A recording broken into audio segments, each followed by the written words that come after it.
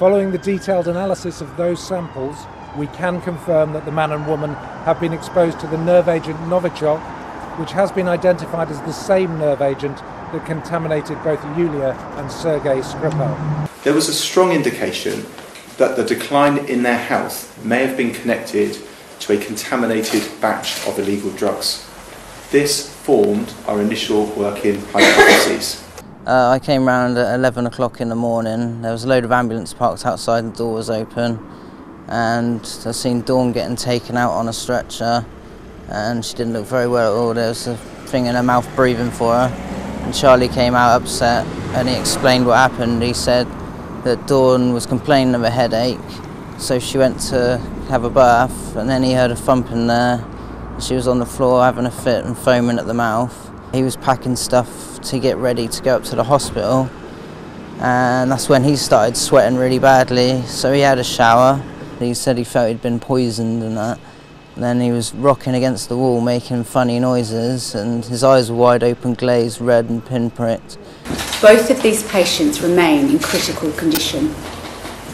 Having been exposed to a nerve agent, they are clearly acutely unwell.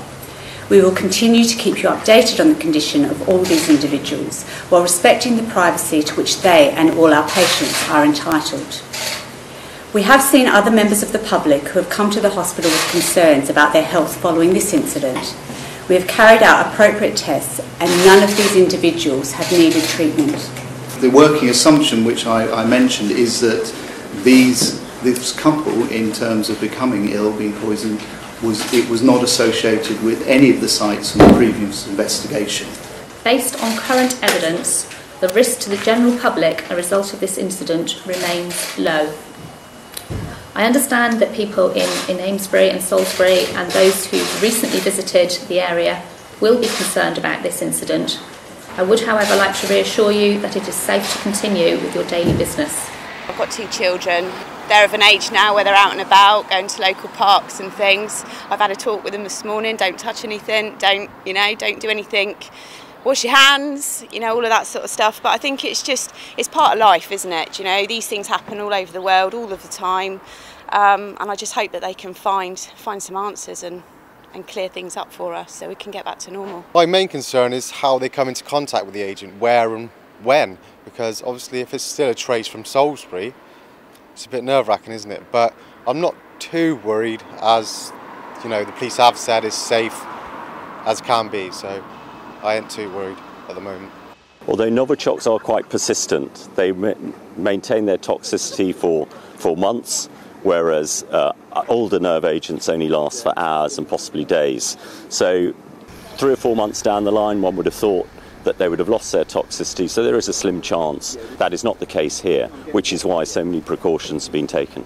The police's work will take time, but we are ready to respond as and when new evidence comes to light and the situation becomes clearer.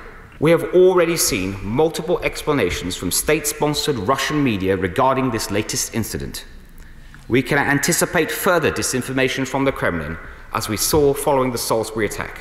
Of course, my thoughts are with the people of Wiltshire, following the fact that we have seen 2 people this week, again affected by this nerve agent. To see 2 more people exposed to the Novichok in the UK is obviously deeply disturbing, and the police, I know, will be leaving no stone unturned in their investigation in relation to what has happened.